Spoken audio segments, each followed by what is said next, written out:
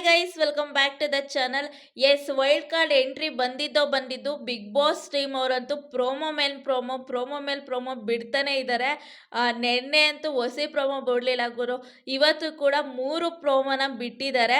ಆ 3 ಪ್ರೋಮೋದಲ್ಲೂ ಕೂಡ ರಜತ್ ಅವರೇ ಹೈಲೈಟ್ ಆಗಿ ಕಾಣಿಸ್ಕೊಳ್ತಿದ್ದಾರೆ ಅಂತ ಹೇಳ್ಬೋದು. ಎಸ್, ನೀವು ಆಲ್ರೆಡಿ ಪ್ರೋಮೋ ನೋಡಿರ್ತೀರ ಅಂದ್ಕೊಳ್ತೀನಿ. ಆ ಪ್ರೋಮೋಗಳಲ್ಲಿ ಏನೇನಿತ್ತು, ಏನೇನು ತಪ್ಪು ಸರಿ ಅಂತ ರಿವ್ಯೂ ನೋಡೋಣ ಬನ್ನಿ. ಮೊದಲನೇದಾಗಿ ನಿನ್ನೆ ಒಂದು ಟೀಮ್ಗೆ ಲೀಡರ್ ಸೆಲೆಕ್ಷನ್ ನಡೀತು. ಸೊ ಅದರಲ್ಲಿ ಒಂದು ಟೀಮ್ಗೆ ಭವ್ಯ ಗೌಡ ಅವರು, ಇನ್ನೊಂದು ಟೀಮ್ಗೆ ಯಾರು ಶೋಭಾ ಶೆಟ್ಟಿ ಅವರು ಆಯ್ಕೆಯಾಗಿರ್ತಾರೆ. ಸೊ ಈ ಒಂದು ಪ್ರೋಮೋಗಳು ನೋಡಿದಾಗ ಗೊತ್ತಾಗಿದ್ದು, ಒಂದು ನೀಲಿ ತಂಡ, ಇನ್ನೊಂದು ಕೆಂಪು ತಂಡ ಅಂತೇಳಿ. ಸೊ ನೀಲಿ ತಂಡದ ನಾಯಕಿ ಬಂದು ಭವ್ಯ ಗೌಡರಾಗಿರ್ತಾರೆ, ಕೆಂಪು ತಂಡದ್ದು ಶೋಭಾ ಶೆಟ್ಟಿ ಅವರಾಗಿರ್ತಾರೆ.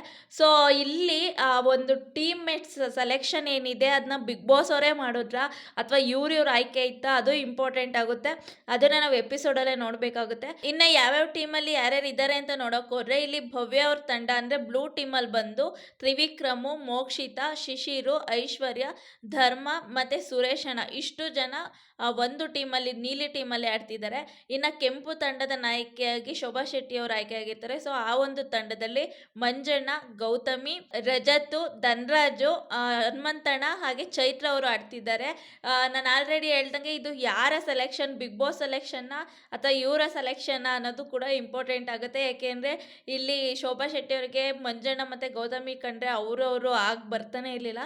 ಸೊ ಈಗ ಅವರು ಒಂದೇ ಟೀಮಲ್ಲಿ ಇದ್ದಾರೆ ಅಂದರೆ ಆಶ್ಚರ್ಯನೇ ಅಂತ ಅನಿಸುತ್ತೆ. ಸೊ ಈಗ ಮೊದಲನೇ ಪ್ರೋಮೋ ಬಿಟ್ಟಿದ್ದಾರೆ. ಆ ಪ್ರೋಮೋದಲ್ಲಿ ಹೈಲೈಟ್ ಆಗಿ ಕಾಣಿಸ್ತಿರೋದು ಅಂದರೆ ನಮ್ಮ ಯಾರು ಸುರೇಶಣ್ಣ ಮತ್ತು ರಜತ್ತು. ಆ ಒಂದು ಪ್ರೋಮೋನ ನೋಡಿದಾಗ ಗೊತ್ತಾಗಿದ್ದು, ಇಲ್ಲಿ ಶಿಶಿರು ಮತ್ತು ಚೈತ್ರ ಅವರು ಉಸ್ತುವಾರಿನ ವಹಿಸ್ತಿದ್ದಾರೆ. ಮೇ ಬಿ ಒಂದೊಂದು ತಂಡದಿಂದ ಒಬ್ಬೊಬ್ಬರು ವಹಿಸ್ತಿದ್ದಾರೆ. ಸೊ ಇಲ್ಲಿ ಆ ಕೊಳವೆ ಮೂಲಕ ಏನು ಬಾಲ್ ಬರುತ್ತೆ, ಆ ಬಾಲ್ನಲ್ಲಿ ಒಂದು ಏನಿದೆ ಅದೇ ಬಾಲೇ ಟಾರ್ಗೆಟ್ ಆಗಿರುತ್ತೆ. ಇಲ್ಲಿ ತ್ರಿವಿಕ್ರಮು ಮತ್ತು ಸುರೇಶನ ನೀಲಿ ಟೀಮಿಂದ ಆಡ್ತಿದ್ದಾರೆ, ಆ್ಯಂಡ್ ಮಂಜಣ್ಣ ಮತ್ತು ರಜತ್ತು ಕೆಂಪು ಟೀಮಿಂದ ಆಡ್ತಿದ್ದಾರೆ.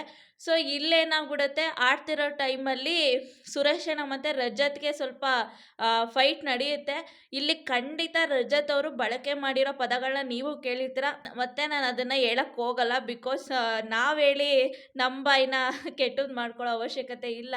ಸೊ ನೋಡಿರ್ತೀರ, ಖಂಡಿತ ಬಳಸಿದಂಥ ಪ್ರತಿಯೊಂದು ಪದಗಳು ಬಳಸಿದ್ರಲ್ಲ, ಕೆಟ್ಟ ಪದಗಳು ಖಂಡಿತ ತಪ್ಪು. ಎಸ್, ಅವ್ರು ನೋಡಿದಾಗ ಗೊತ್ತಾಗುತ್ತೆ ಪಕ್ಕ ಲೋಕಲ್ಲು ಇವರು ಅಂತ. ಅದು ಹೊರಗಡೆನೂ ಹೇಳಿದ್ರು ತಪ್ಪು, ಬಟ್ ಹೊರಗಡೆ ಹೆಂಗೋ ನಡೆಯುತ್ತೆ. ಬಟ್ ಬಿಗ್ ಬಾಸ್ ಮನೆಯಲ್ಲಿ ಒಂದು ರಿಯಾಲಿಟಿ ಶೋನ ಲಕ್ಷಾಂತರ ಜನಗಳು ನೋಡ್ತಿದ್ದಾರೆ ಅಂದಾಗ ಅದಕ್ಕೆ ಆದಂಥ ಒಂದು ವ್ಯಾಲ್ಯೂ ಇರುತ್ತೆ. ಅಂಡ್ ಅಲ್ಲಿ ಯಾರೂ ಸುಮ್ಮನೆ ಬಂದಿರಲ್ಲ. ಇಲ್ಲಿ ಸುರೇಶ್ ಅಣ್ಣಂಗೂ ಅಷ್ಟೇ ಆ ಪದಗಳನ್ನ ಬಳಸಬಾರ್ದಿತ್ತು. ಇಲ್ಲಿ ಒಂದು ಅಗ್ರೆಷನ್ ಅಲ್ಲ, ಹೀಟ್ ಆಫ್ ದ ಮೂಮೆಂಟಲ್ಲೋ ಅಥವಾ ಅವ್ರು ಇರೋದೇ ಹಂಗೇನೋ ಗೊತ್ತಿಲ್ಲ, ರಜತ್ ಅವರು ಬಳಸಿದ್ದಾರೆ. 100% ಇದು ತಪ್ಪು. ಆ್ಯಂಡ್ ಈ ಒಂದು ಪದ ಬಳಕೆ ಸರಿ ಇಲ್ಲ ಅಂತಲೇ ನಮ್ಮ ಜಗದೀಶ್ ಅವ್ರನ್ನ ಬಿಗ್ ಬಾಸ್ ಮನೆಯಿಂದ ಹೊರಗಡೆ ಇಟ್ಟಿರೋದು. ಸೊ ಇಲ್ಲಿನೂ ಏನು ರಜತ್ ಅವರು ಅದೇ ತಪ್ಪು ಮಾಡ್ತಿದ್ದಾರೆ. ಅದಕ್ಕೆ ಸುರೇಶ್ ಅಣ್ಣ ಅವರು ರಿಯಾಕ್ಟ್ ಮಾಡ್ತಿದ್ದಾರೆ, ನಾನು ಇರಲ್ಲ ಬಿಗ್ ಬಾಸ್, ಇವನು ಯಾರು ಬಿಗ್ ಬಾಸ್ ಹೇಳೋದಕ್ಕೆ, ಆ ಪದನ ಬಳಸೋಕ್ಕೆ ಅಂತ ರಿಯಾಕ್ಟ್ ಮಾಡಿದ್ದಾರೆ. ಎಸ್, 100% ಇಲ್ಲಿ ರಜತ್ ಅವ್ರದ್ದು ತಪ್ಪು. ಇದನ್ನ maybe Kichcha Sudeep sir ವೀಕೆಂಡಲ್ಲಿ ಮಾತಾಡ್ತಾರೆ ಅಂದ್ಕೊಳ್ತೀನಿ. ಲಾಸ್ಟ್ ಎಪಿಸೋಡ್ ಆಯ್ತಲ್ಲ, ಒಂದು ವಾರದ ವಿಷಯನ ಬಿಟ್ಬಿಟ್ಟು ಯಾವುದೋ ಒಂದು ವಿಷಯನ ಹೇಳ್ತಿದ್ದು, ಆ ಥರ ಆಗದರೆ ಸಾಕು ಈ ವೀಕೆಂಡು ಅಂತ ಅನಿಸುತ್ತೆ. ಎಸ್, ಇಲ್ಲಿ ಸುರೇಶ್ ಅಣ್ಣ ಅವರು ನಾನು ಹೋಗ್ತೀನಿ ಬಿಗ್ ಬಾಸ್ ಡೋರ್ ಓಪನ್ ಮಾಡಿ ಅಂತ, ಯಾಕೆಂದರೆ ಅಷ್ಟು ಬೇಜಾರಾಗಿರುತ್ತೆ. ಆ್ಯಂಡ್ ಸುರೇಶ್ ಅಣ್ಣವ್ರಿಗೂ ಕಾಲು ಏಟಾಗಿತ್ತು, ಬಟ್ ಹುಷಾರಾದ್ರೂ ಏನೋ ಗೊತ್ತಿಲ್ಲ, ಅವರು ಗೇಮ್ ಆಡ್ತಿದ್ದಾರೆ. ಎಸ್, ಇಲ್ಲಿ ರಜತ್ ಅವ್ರದ್ದು ಡೌಟ್ ಇಲ್ಲ, 100% ತಪ್ಪಿದೆ. ಇದು ಒಂದು ಪ್ರೋಮೋ ಫಸ್ಟ್ ಬಿಟ್ಟಿದ್ದು ಮುಗೀತು. ಇನ್ನು ನೆಕ್ಸ್ಟ್ ಪ್ರೋಮೋದಲ್ಲೂ ಅಲ್ಲೂ ಕೂಡ ರಜತ್ ಅವ್ರು ಕಾಣಿಸ್ಕೊಳ್ತಾರೆ. ಈ ಒಂದು ಪ್ರೋಮೋಗೆ ಕೊಟ್ಟಿರೋ ಹೆಸರು ಡೀಲ್ ಮಗ ಡೀಲ್ ಅಂತೇಳಿ. ಯಾಕೆಂದರೆ ರಜತ್ ಅವರು ಅಲ್ಲಿ ಹೋಗ್ಬಿಟ್ಟು ಎಲ್ಲ ಊಟ ಮಾಡ್ತಿರ್ತಾರೆ, ಡೈನಿಂಗ್ ಟೇಬಲ್ ಸ್ವಲ್ಪ ಜನ ಹೋಗ್ಬಿಟ್ಟು ನಾವೊಂದೀಗ ಡೀಲ್ ಮಾಡಿದ್ದೀವಿ, ನೀವೆಲ್ಲ ಕಂಗಾಲಾಗಿ ತಾಯ್ತ ಕಟ್ಸ್ಕೋಬೇಕಾಗುತ್ತೆ ಅಂತ. ಸೊ ತಮಾಷೆ ಮಾಡ್ಕೊಡ್ತಿದ್ರು ಅಥವಾ ಸೀರಿಯಸ್ ಆಗಿ ಹೇಳ್ತಿರೋ ಗೊತ್ತಿಲ್ಲ, ಅಲ್ಲಿರೋರು ನಗ್ತಿದ್ರು. ಆ್ಯಂಡ್ ಇಲ್ಲಿ ಬ್ಲೂ ಟೀಮ್ದು ಏನಿರುತ್ತೆ, ಶಿಶಿರು, ತ್ರಿವಿಕ್ರಮ್ ಇವರೆಲ್ಲ ಇರ್ತಾರಲ್ಲ, ಅಲ್ಲಿ ಒಂದು ಡಿಸ್ಕಷನ್ ನಡೀತಿರುತ್ತೆ. ಶಿಶಿರ್ ಅಂತಾರೆ ಅಲ್ಲಿ ಸ್ವಲ್ಪ ಆ ಟೀಮಲ್ಲಿ ಓವರ್ ಕಾನ್ಫಿಡೆನ್ಸ್ ಇದೆ, ನಂದೇ ನಡೆಯೋದು, ನಂದೇ ತಲೆ ಇರೋದು ಅನ್ನೋ ಥರ. ಎಸ್, ಅಲ್ಲಿ ಯಾರ್ಯಾರು ಇದ್ದಾರೆ ಅಂತ ಗೊತ್ತಲ್ಲ, ಒಂದು ಶೋಭಾ ಶೆಟ್ಟಿ, ಮಂಜಣ್ಣ, ಗೌತಮಿ ಆ್ಯಂಡ್ ರಜತ್ ಇವರೆಲ್ಲ ಇರೋದ್ರಿಂದ ಮೇ ಬಿ ಆ ಒಂದು ಮಾತು ಬಂದಿದೆ. ಐಶ್ವರ್ಯರು ಇಲ್ಲಿ ಕೂಡ ಮಾತಾಡ್ತಾರೆ. ಅದಾದಮೇಲೆ ಈ ಕಡೆ ಕಿಚನ್ ಡಿಪಾರ್ಟ್ಮೆಂಟಲ್ಲಿ ರೆಡ್ ಟೀಮ್ ಏನಿತ್ತು, ಸೊ ಅಲ್ಲಿ ರಜತ್ ಮಂಜಣ್ಣ ಇವ್ರು ಮಾತಾಡ್ಬೇಕಾದ್ರೆ ಅವ್ರು ಏನಾರ ಇಲ್ಲಿಗೆ ಒಂದು ಕಾಲಿಟ್ರು ಕೂಡ 100 ರೂಪಾಯಿ ಫೈನ್ ಅಂತಾರೆ. ಬಿಕಾಸ್ ಇಲ್ಲಿ ಕಿಚನ್ ಡಿಪಾರ್ಟ್ಮೆಂಟ್ನ ವಹಿಸಿರೋದ್ರಿಂದನೇನೋ ಆ್ಯಂಡ್ ಫೈನ್ ಅಂತಾರೆ. ಇಲ್ಲಿ 100 ರೂಪಾಯಿ ಏನಕ್ಕೆ ಬಂತು ಅಂದರೆ ಮೇ ಬಿ ಆ ಒಂದು ಟೈಮಲ್ಲಿ ಏನು ದುಡ್ಡಿಗೆ ರಿಲೇಟೆಡ್ ಆಗಿ ಲಾಸ್ಟ್ ಟೈಮ್ ಕೊಟ್ಟಿರಲ್ಲ ಒಂದು ಪೇಪರ್ ನೋಟ್ಗಳಿರುತ್ತಲ್ಲ ಡೂಪ್ಲಿಕೇಟ್ ನೋಟು, ಅದು ಕೊಟ್ಬಿಟ್ಟು ಗೇಮ್ ಆಡಿಸ್ತಿರ್ತಾರಲ್ಲ, ಸೊ ಆ ಥರ ಒಂದು ಗೇಮ್ನು ಕೂಡ ಆಡಿಸ್ತಿದ್ದಾರೆ ಬಿಗ್ ಬಾಸ್ ಅಂತ ಕ್ಲಿಯರಾಗಿ ಗೊತ್ತಾಗ್ತಿದೆ.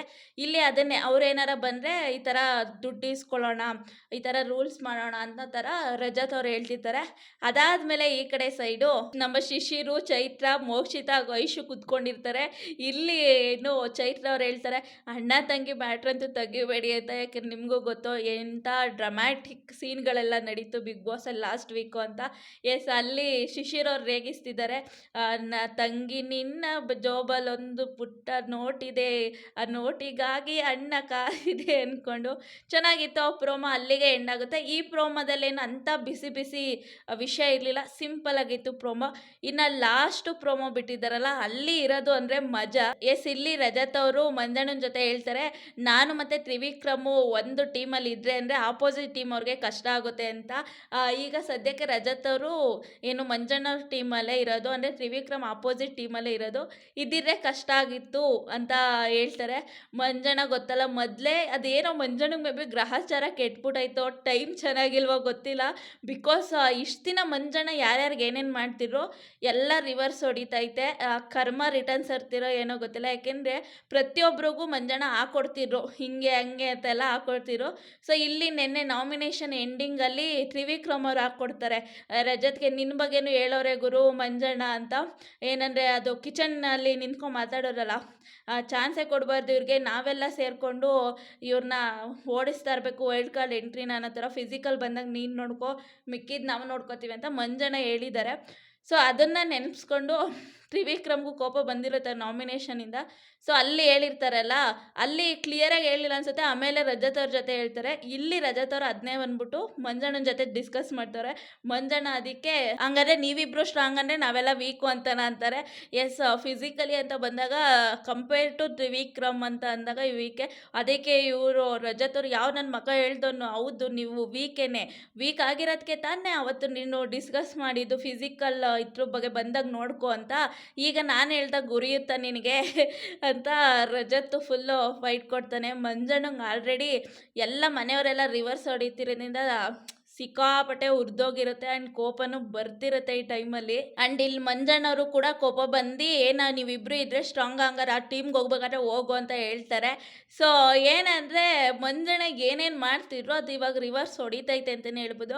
ಎಸ್, ನನಗೆ ಮಂಜಣ್ಣನ ಗೇಮ್ ಪ್ಲ್ಯಾನ್ ಆಗಿರ್ಬೋದು, ಸ್ಟ್ರಾಟರ್ಜಿ ಆಗಿರ್ಬೋದು, ಆ್ಯಂಡ್ ಕೆಲವೊಂದು ಸಲ ಅವ್ರು ಆ್ಯಕ್ಷನ್ ಮಾಡ್ತಾರಲ್ಲ ಕೈಯಲ್ಲಿ ಹಿಂಗೆ ಏನು ತಕದಿಮಿತ ಎಲ್ಲ ಆಡ್ಕೊಂಡು ಮಾತಾಡ್ತಿರ್ತಾರೆ, ಅದೆಲ್ಲ ಇಷ್ಟ. ಬಟ್ ಒಬ್ರಿಗೆ ಕೆಟ್ಟದ್ದು ಮಾಡಿ ಗೇಮ್ನ ಗೆಲ್ಲೋದು, ಕೆಲವೊಂದು ಟೈಮು ಹಿಂದೆಯಿಂದ ಹಾಕ್ಕೊಡೋದು, ಇದೆಲ್ಲ ನನಗೆ ಇಷ್ಟ ಆಗ್ತಿರಲಿಲ್ಲ. ಸೊ ಈಗ ಮಂಜಣ್ಣ ಏನೇನು ಮಾಡ್ತಿದ್ರು, ಅದೇನೋ ಅಂತಾರಲ್ಲ, ಅತ್ತೆಗೊಂದು ಕಾಲ ಆದರೆ ಸೊಸೆಗೊಂದು ಕಾಲ ಅಂತ. ಸೊ ಈಗ ಟೈಮು ರಿವರ್ಸ್ ಹೊಡಿತೈತೆ ಮಂಜಣ್ಣಗೆ ಅಂತ ಹೇಳ್ಬೋದು. ಇಲ್ಲಿ ರಜತ್ ಅವರು ಕೂಡ ಅದನ್ನೇ ಮ್ಯಾಟ್ರು ತಗೊಂಡು, ನೀನು ಹೇಳ್ದಾಗ ಮಾತ್ರ ಸರಿ ಇರುತ್ತೆ, ನಾನು ಅದನ್ನೇ ಹೇಳ್ದಾಗ ಉರಿಯುತ್ತಾ ಅಂತ ಕೇಳ್ತವ್ರೆ.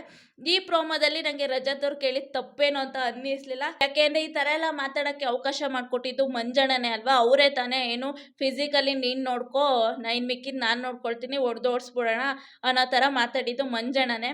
ಆ್ಯಂಡ್ ಬೇರೆಯವ್ರಿಗೆ ಹಾಕ್ಕೊಡ್ತಿರು, ಈಗ ರಿವರ್ಸ್ ಹೊಡಿತೈತೆ. ಎಸ್, ಇದೆಲ್ಲ ಆಗಬೇಕು ಗೈಸ್, ನೋಡೋಣ, ಇನ್ನೂ ಇಂಟ್ರೆಸ್ಟಿಂಗ್ ಆಗಿರುತ್ತೆ. ಯಾಕೆಂದರೆ ಬಿಗ್ ಬಾಸ್ ಆಲ್ರೆಡಿ ಒಂದೊಂದು ಕಡೆ ಬೋರ್ ಹೊಡಿತೈತೆ. ನೋಡೋಣ ಇವಾಗಲಾದ್ರು ಇಂಟ್ರೆಸ್ಟಿಂಗ್ ಆಗಿ ಮುಂದುವರಿಯುತ್ತಾ ಬಿಗ್ ಬಾಸ್ ಅಂತ. ಎಸ್, ನಿಮ್ಮ ಪ್ರಕಾರ ಇಲ್ಲಿ ಯಾರ್ಯಾರು ತಪ್ಪು ಅಂತ ಅನ್ನಿಸ್ತು ಅಂತ ಕಮೆಂಟ್ ಮಾಡಿ. ಸುರೇಶನ್ ಅವ್ರಿಗೆ ರಜತ್ ಮಾತಾಡಿದ್ದು 100% ತಪ್ಪು, ಆದರೆ ಮಂಜಣ್ಣ ವಿಷಯಕ್ಕೆ ಬಂದಾಗ ಮಾತಾಡಿದ್ರಲ್ಲಿ ಯಾವುದೇ ತಪ್ಪು ಅಂತ ಅನ್ನಿಸ್ಲಿಲ್ಲ, ಕರೆಕ್ಟಾಗಿ ಮಾತಾಡ್ತವ್ರೆ ಅಂತ ಅನ್ನಿಸ್ತು. ಆ್ಯಂಡ್ ನಿಮ್ಮ ಸಪೋರ್ಟು ಯಾರಿಗೆ, ನೀಲಿ ತಂಡಕ್ಕ ಅಥವಾ ಕೆಂಪು ತಂಡಕ್ಕ, ಕಮೆಂಟಲ್ಲಿ ತಿಳಿಸಿ. ಇನ್ನೂ ಸಬ್ಸ್ಕ್ರೈಬ್ ಮಾಡ್ಕೊಂಡಿಲ್ಲ ಅಂದರೆ ಸಬ್ಸ್ಕ್ರೈಬ್ ಮಾಡ್ಕೊಳ್ಳಿ ಗೈಸ್, ಪ್ಲೀಸ್. ಆ್ಯಂಡ್ ವಿಡಿಯೋ ಇಷ್ಟ ಆದರೆ ಲೈಕ್ ಕೊಟ್ಬಿಡಿ. ನೆಕ್ಸ್ಟು ಇನ್ನೊಂದು ವಿಡಿಯೋದಲ್ಲಿ ಸಿಗ್ತೀನಿ, ಅಲ್ಲಿವರೆಗೂ ನಮಸ್ಕಾರ.